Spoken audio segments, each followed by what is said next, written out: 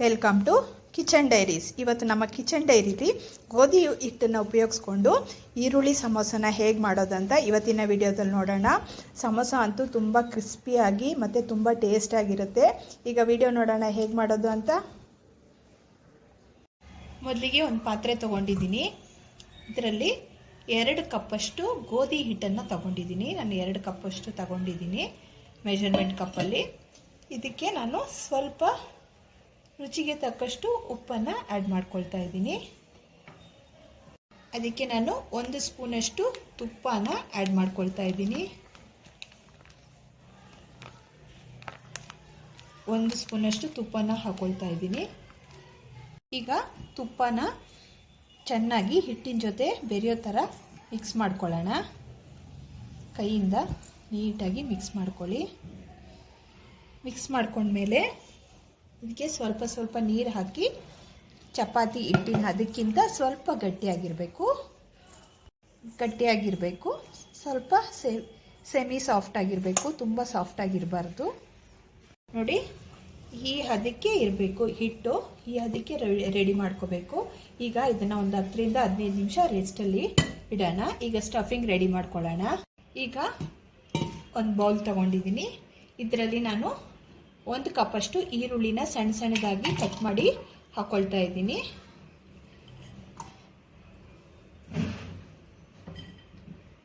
ಮತ್ತು 2 ಹಸಿಮೆಣಸಿನ್ಕಾಯಿನ ಸಣ್ಣದಾಗಿ ಕಟ್ ಮಾಡಿ ಹಾಕೊಳ್ತಾ ಇದ್ದೀನಿ. ಹಾಗೆ ಸ್ವಲ್ಪ ಕೊತ್ತಂಬರಿ ಸೊಪ್ಪನ್ನು ಕಟ್ ಮಾಡಿ ಹಾಕೊಳ್ತಾ ಇದ್ದೀನಿ. ಇದ್ರ ಜೊತೆಗೆ 1 ಸ್ಪೂನಷ್ಟು ಚಿಲ್ಲಿ ಪೌಡ್ರನ್ನ ಹಾಕೊಳ್ತಾ ಇದ್ದೀನಿ. ರುಚಿಗೆ ತಕ್ಕಷ್ಟು ಉಪ್ಪು ನಿಮ್ಮ ಟೇಸ್ಟಿಗೆ ತಕ್ಕಂಗೆ ಹೆಚ್ಚು ಕಮ್ಮಿ ಮಾಡ್ಕೊಂಡು ಹಾಕೊಳ್ಳಿ. ಸ್ವಲ್ಪ ಗರಂ ಮಸಾಲೆ, ಸ್ವಲ್ಪ ಚಾಟ್ ಪೌಡರ್, ಇಷ್ಟನ್ನು ಹಾಕ್ಕೊಂಡು ನೀಟಾಗಿ ಮಿಕ್ಸ್ ಮಾಡ್ಕೊಳ್ಳಿ. ಮಿಕ್ಸ್ ಮಾಡ್ಕೊಂಡ್ಮೇಲೆ ಇಲ್ಲಿ ನಾನು 1/4 ಕಪ್ಪಷ್ಟು ಅವಲಕ್ಕಿನ ಇಟ್ಕೊಂಡಿದ್ದೀನಿ. ಅದನ್ನು ಇದ್ರ ಜೊತೆಗೆ ಸೇರಿಸ್ಕೊಳ್ಳೋಣ. ಅವಲಕ್ಕಿ ಏನಕ್ಕೆ ಸೇರಿಸ್ಕೊಳ್ಳೋದು ಅಂದರೆ ಈರುಳ್ಳಿ ನೀರು ಬಿಟ್ಕೊಳ್ಳುತ್ತೆ. ಹಾಗಾಗಿ ನೀರಿನ ಅಂಶನೆಲ್ಲ ಈ ಅವಲಕ್ಕಿ ಹೀರ್ಕೊಳ್ಳುತ್ತೆ. ಹಾಗಾಗಿ ನಾವು ಅವಲಕ್ಕಿನ ಇದಕ್ಕೆ ಆ್ಯಡ್ ಮಾಡ್ಕೊಳ್ತೀವಿ. ಈಗ ನೀಟಾಗಿ ಮಿಕ್ಸ್ ಮಾಡ್ಕೊಳ್ಳೋಣ. ಸ್ಟಫಿಂಗ್ನ ನೀಟಾಗಿ ಮಿಕ್ಸ್ ಮಾಡಿ ಇಟ್ಕೊಂಡಿದ್ದೀನಿ. ಈಗ ಇದನ್ನು ಕ್ಲೋಸ್ ಮಾಡಿ ಸೈಡಲ್ಲಿ ಇಡೋಣ. ಈಗ ಹಿಟ್ಟನ್ನು ನೋಡೋಣ. ಒಂದು 10 ನಿಮಿಷ ಆಗಿದೆ. ಓಪನ್ ಮಾಡಿ ನೋಡೋಣ.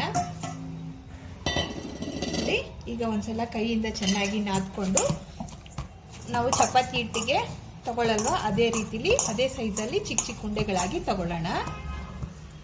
ನೋಡಿ, ಎಲ್ಲಾನು ಹೀಗೆ ಉಂಡೆ ಮಾಡಿ ಇಟ್ಕೊಂಡಿದ್ದೀನಿ. ಈಗ ಒಂದೊಂದೇ ಉಂಡೆನ ಲಟ್ಟಿಸ್ಕೊಳ್ಳೋಣ. ನೋಡಿ, ಈ ಥರ ಲಟ್ಟಿಸ್ಕೊಂಡಿದ್ದೀನಿ. ಸ್ವಲ್ಪ ತೆಳ್ಳಗೆನೆ ಲಟ್ಟಿಸ್ಕೋಬೇಕಾಗತ್ತೆ. ಈಗ ಇದನ್ನ ಎತ್ತಿಟ್ಟು ಇನ್ನೊಂದನ್ನು ಎಲ್ಲಾನು ಅದೇ ಥರ ಲಟ್ಟಿಸ್ಕೊಳ್ಳೋಣ. ಎಲ್ಲಾನು ಲಟ್ಟಿಸ್ಕೊಂಡಿದ್ದೀನಿ. ಈಗ ಇದನ್ನ ನಾವು ತವಾ ಮೇಲೆ ಲೈಟಾಗಿ ಬಿಸಿ ಮಾಡಿ ತಗೊಳ್ಳೋಣ. ನಾನು ಸ್ಟವ್ ಮೇಲೆ ಒಂದು ತವಾ ಇಟ್ಕೊಂಡಿದ್ದೀನಿ. ಇದನ್ನ ಲೈಟಾಗಿ ಬಿಸಿ ಮಾಡಿ ತಗೊಳ್ಳೋಣ. ನೋಡಿ, ಇದೇ ಥರ ಎಲ್ಲಾನು ನಾವು ಬಿಸಿ ಮಾಡಿ ತಗೋಬೇಕಾಗತ್ತೆ. ನೋಡಿ, ಎಲ್ಲಾನು ಬಿಸಿ ಮಾಡಿ ತಗೊಂಡಿದ್ದೀನಿ. ಈಗ ಇದನ್ನ ನಾವು ಸ್ಕ್ವೇರ್ ಶೇಪಲ್ಲಿ ಕಟ್ ಮಾಡಿ ತಗೊಳ್ಳೋಣ.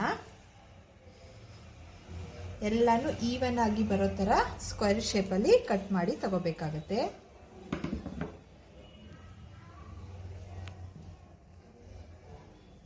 ನೋಡಿ, ನಾನು ಸ್ಕ್ವೇರ್ ಆಗಿ ಕಟ್ ಮಾಡ್ಕೊಂಡಿದ್ದೀನಿ.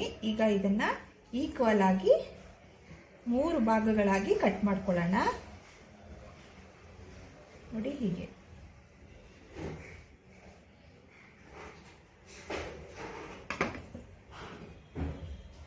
ನೀಟಾಗಿ ಪ್ರೆಸ್ ಮಾಡಿ ಕಟ್ ಮಾಡ್ಕೊಳ್ಳಿ.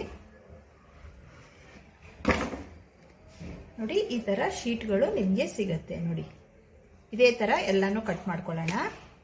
ಈಗ ಒಂದು ಸಣ್ಣ ಬಟ್ಲಿಗೆ 2 ಸ್ಪೂನಷ್ಟು ಗೋಧಿ ಹಿಟ್ಟನ್ನು ತಗೊಂಡಿದ್ದೀನಿ. ಇದನ್ನು ಪೇಸ್ಟ್ ಥರ ರೆಡಿ ಮಾಡ್ಕೊಳ್ಳೋಣ, ಸ್ವಲ್ಪ ನೀರು ಹಾಕ್ಕೊಂಡು. ಈಗ ನೋಡಿ, ಒಂದು ಶೀಟ್ ತಗೊಂಡಿದ್ದೀನಿ. ಇದನ್ನು ನಾವು ಸಮೋಸ ಶೇಪಲ್ಲಿ ಹೀಗೆ ಫೋಲ್ಡ್ ಮಾಡ್ಕೋಬೇಕಾಗತ್ತೆ. ಹೀಗೆ ಮಾಡಿಕೊಂಡು ನೋಡಿ, ಹೀಗಿಲ್ಲಿ ಸ್ಪೇಸ್ ಇರುತ್ತಲ್ಲ, ಇಲ್ಲಿ ನಾವು ಸ್ಟಫಿಂಗ್ ರೆಡಿ ಮಾಡಿ ಇಟ್ಕೊಂಡಿದ್ದೀವಲ್ಲ ಅದನ್ನು ಫಿಲ್ ಮಾಡ್ಕೋಬೇಕಾಗತ್ತೆ. ಫಿಲ್ ಮಾಡಿಕೊಂಡು ನೋಡಿ ಹೀಗೆ ಹೀಗೆ ಇದನ್ನು ಹೀಗೆ ಕ್ಲೋಸ್ ಮಾಡಬೇಕಾಗತ್ತೆ ನೋಡಿ. ಈಗ ಇಲ್ಲಿ ಸ್ಪೇಸ್ ಬಂತಲ್ವಾ, ಈಗ ಇದಕ್ಕೆ ನಾವು ರೆಡಿ ಮಾಡಿ ಇಟ್ಕೊಂಡಿರೋ ಪೇಸ್ಟ್ನ ಅಪ್ಲೈ ಮಾಡಿ ಹೀಗೆ ಕ್ಲೋಸ್ ಮಾಡಬೇಕಾಗತ್ತೆ, ಸರಿನಾ? ಈಗ ಇದನ್ನು ಸೈಡಲ್ಲಿಟ್ಟು ಎಲ್ಲನೂ ಇದೇ ರೀತಿ ಮಾಡ್ಕೋಬೇಕಾಗುತ್ತೆ. ಈಗ ಎಲ್ಲ ರೆಡಿ ಮಾಡಿ ಇಟ್ಕೊಂಡಿದ್ದೀನಿ. ಈಗ ಇದನ್ನು ಎಣ್ಣೆಯಲ್ಲಿ ಫ್ರೈ ಮಾಡಿ ತಗೊಳ್ಳೋಣ. ಈಗ ಒಂದು ಬಾಣಲಿಲಿ ಎಣ್ಣೆ ಬಿಸಿ ಮಾಡ್ಕೊಳಕ್ಕೆ ಇಟ್ಟಿದ್ದೀನಿ. ಎಣ್ಣೆ ಬಿಸಿ ಆಗಿದೆ. ಈಗ ಒಂದೊಂದೇ ಸಮೋಸನ ಎಣ್ಣೆ ಒಳಗಡೆ ಹಾಕೊಳ್ಳೋಣ.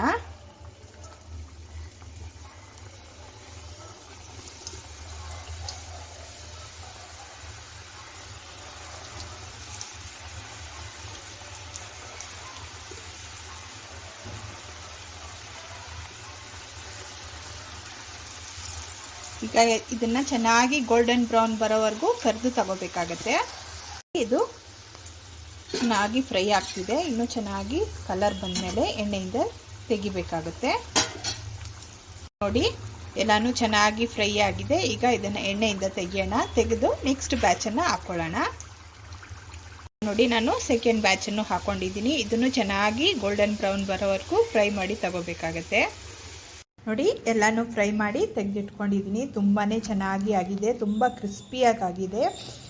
ಗೋಧಿ ಹಿಟ್ಟಿನಿಂದ ಈ ರೀತಿ ತುಂಬಾ ಹೆಲ್ದಿಯಾಗಿ ಮತ್ತು ಕ್ರಿಸ್ಪಿಯಾಗಿ ಸಮೋಸ ಮಾಡ್ಕೋಬೋದು.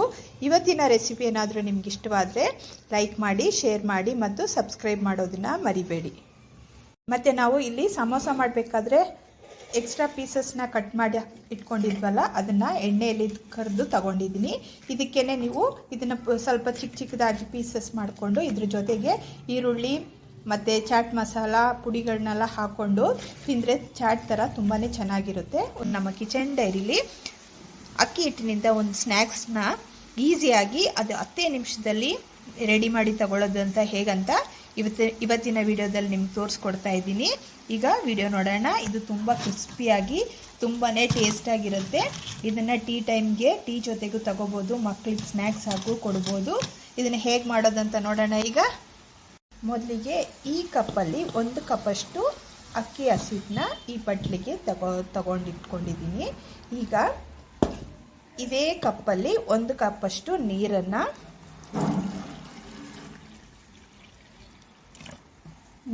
ತಗೊಂಡಿದ್ದೀನಿ. ಅದನ್ನು ಇಲ್ಲೊಂದು ಬೌಲ್ಗೆ ಹಾಕೊಳ್ತಾ ಇದ್ದೀನಿ.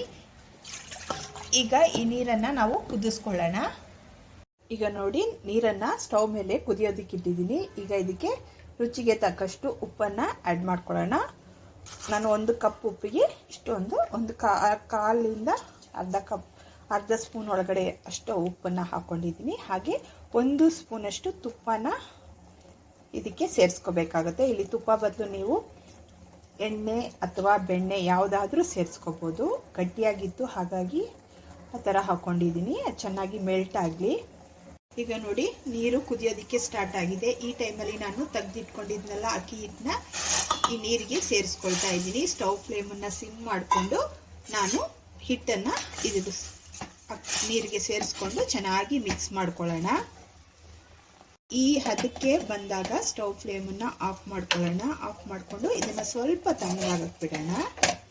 ಈಗ ನೋಡಿ, ಸ್ವಲ್ಪ ತಣ್ಣಗಾಗಿದೆ.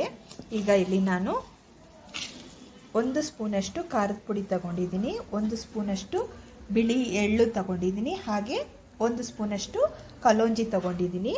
ಇದನ್ನು 3 ಮೊದಲೇ ತೆಗೆದಿಟ್ಕೊಂಡಿದ್ದೆ. ಈಗ ನಾವು ಅಕ್ಕಿನ ಮಿಕ್ಸ್ ಮಾಡಿರ್ತೀವಲ್ಲ, ಅದಕ್ಕೆ ಈ 3 ಸೇರಿಸ್ಕೊಳ್ಳೋಣ. ಸೇರಿಸ್ಕೊಂಡು ಚೆನ್ನಾಗಿ ಒಂದ್ಸಲ ಮಿಕ್ಸ್ ಮಾಡ್ಕೊಳ್ಳೋಣ. ಮಿಕ್ಸ್ ಮಾಡಿಕೊಂಡು ಇದನ್ನು ನಾವು ಒಟ್ಟಿಗೆ ಮುದ್ದೆ ಥರ ಮಾಡ್ಕೊಳ್ಳೋಣ. ನೋಡಿ, ಎಲ್ಲ ಕೈಯಿಂದ ಚೆನ್ನಾಗಿ ಮಿಕ್ಸ್ ಮಾಡಿಕೊಂಡು ಇದನ್ನು ಒಟ್ಟುಗೂಡಿಸ್ಕೊಳ್ಳೋಣ. ಇದಕ್ಕೆ ನಾವು ಹಾಕಿರೋ 1 ಕಪ್ ನೀರೇ ಸರಿ ಇರುತ್ತೆ. ನೀವು ಎಕ್ಸ್ಟ್ರಾ ನೀರು ಹಾಕೊಳ್ಳೋ ಅವಶ್ಯಕತೆ ಇಲ್ಲ. ಈ ಥರ ಇದ್ರೇ ಕರೆಕ್ಟಾಗಿ ಬರೋದು. ಕೈಯಿಂದ ಚೆನ್ನಾಗಿ ನಾದ್ಕೊಳ್ಳಿ. ನಾವು ಹಾಕಿರೋ ಖಾರದ ಪುಡಿ, ಉಪ್ಪು ಎಲ್ಲ ಚೆನ್ನಾಗಿ ಮಿಕ್ಸ್ ಆಗಬೇಕಲ್ಲ ಎಲ್ಲ ಕಡೆಗೂ. ಹಾಗಾಗಿ ನೀಟಾಗಿ ಹಿಟ್ಟನ್ನು ನಾದ್ಕೊಳ್ಳಿ. ಈಗ ಕೈಗೆ ಒಂದು ಸ್ವಲ್ಪ ಎಣ್ಣೆನ ಹೀಗೆ ಈಗ ಸವರ್ಕೊಂಡು ನೋಡಿ, ಈ ಥರ ಚಿಕ್ಕ ಚಿಕ್ಕ ಉಂಡೆಗಳಾಗಿ ಮಾಡ್ಕೋಬೇಕು. ಚಿಕ್ಕದಾಗಿ ಮಾಡ್ಕೊಳ್ಳಿ, ದೊಡ್ಡದಾಗಿ ಮಾಡ್ಕೊಳಕ್ಕೆ ಹೋಗಬೇಡಿ. ಈಗ ಮಾಡಿಕೊಂಡು ಇದನ್ನು ಅಂಗೈಯಲ್ಲಿಟ್ಟು ಈ ಎಡ್ಜಿಂದ ಹೀಗೆ ಪ್ರೆಸ್ ಮಾಡಿ, ಲೈಟಾಗಿ ಪ್ರೆಸ್ ಮಾಡಬೇಕು.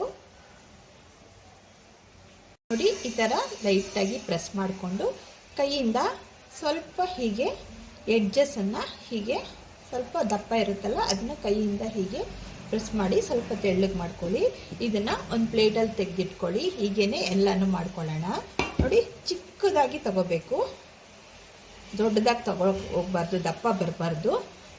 ಹೀಗೆ ಉಂಡೆ ಮಾಡಿಕೊಂಡು ಕೈಯಿಂದ ಜಸ್ಟ್ ಹೀಗೆ ಒತ್ತಬೇಕು.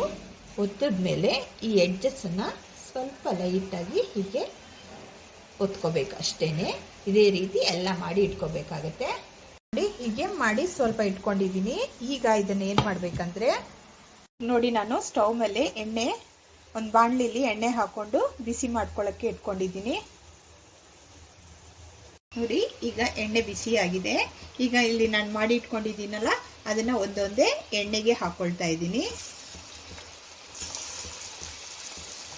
ಇದರಲ್ಲಿ ಈ ಎಣ್ಣೆಯಲ್ಲಿ ಎಷ್ಟು ಇಡಿಸುತ್ತೋ ಅಷ್ಟು ಹಾಕ್ಕೊಳ್ಳಿ.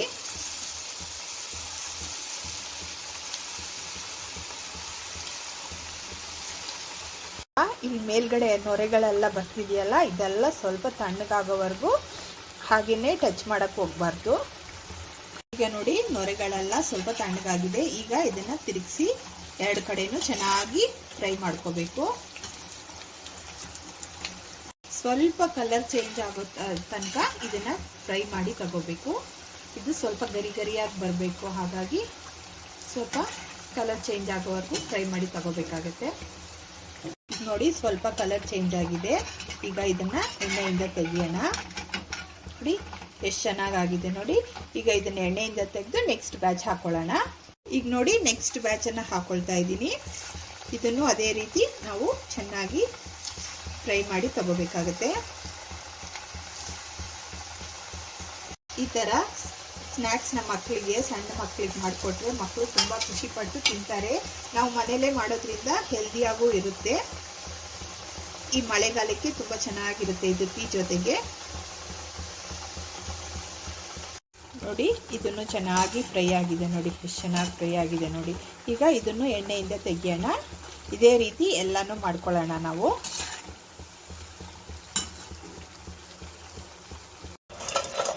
ನೋಡಿ, ಎಲ್ಲನೂ ಮಾಡಿ ನಾನು ಒಂದು ಬೌಲ್ಗೆ ತೆಗೆದಿಟ್ಕೊಂಡಿದ್ದೀನಿ. ತುಂಬ ಕ್ರಿಸ್ಪಿಯಾಗಿ ಬಂದಿದೆ. ನೋಡಿ, ನಿಮ್ಗೆ ಸೌಂಡ್ ಕೇಳಿಸ್ತಾ ಇದೆ ಅನ್ಸುತ್ತೆ.